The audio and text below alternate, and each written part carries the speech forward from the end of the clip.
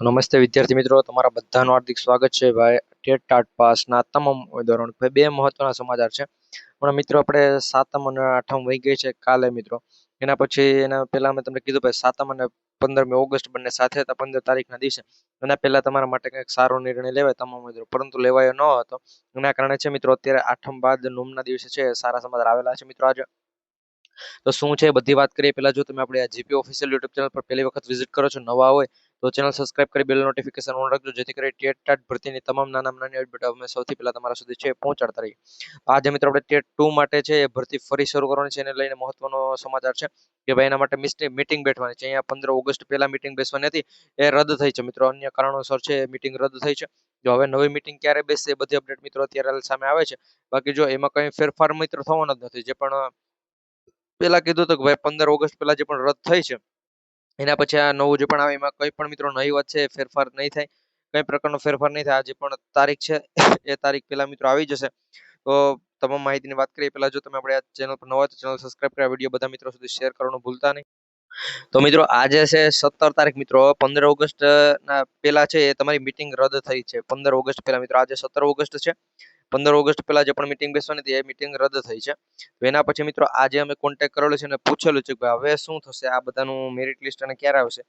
તો એમ જવાબ મળેલ છે ભાઈ 17 ઓગસ્ટના દિવસે જો આજે આવે તો ઠીક છે.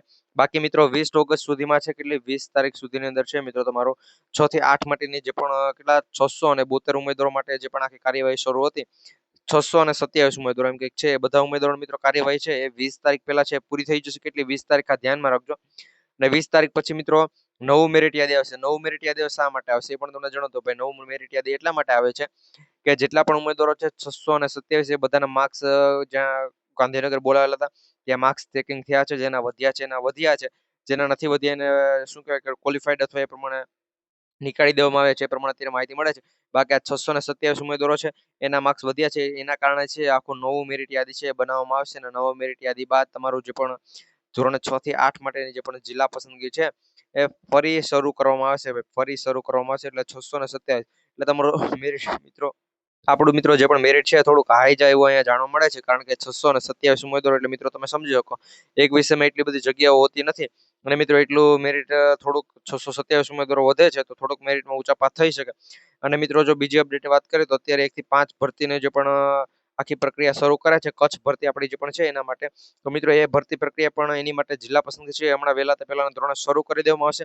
મિત્રો એ જિલ્લા પસંદગી પૂરી થશે એટલે 1 થી 5 ની મિત્રો શરૂ રહેશે. 1 થી 5 ની જિલ્લા પસંદગી શરૂ રહેશે. એની સાથે આપણે 6 થી 8 ની જે પણ ચાલુ ભરતી છે મિત્રો એની જિલ્લા પસંદગી પણ શરૂ રહેવાની છે, એ પ્રમાણે માહિતી મળે છે. વિડીયો પસંદ હોય તો લાઈક કરજો, ચેનલ પર ન હોય તો સબસ્ક્રાઇબ કરવાનું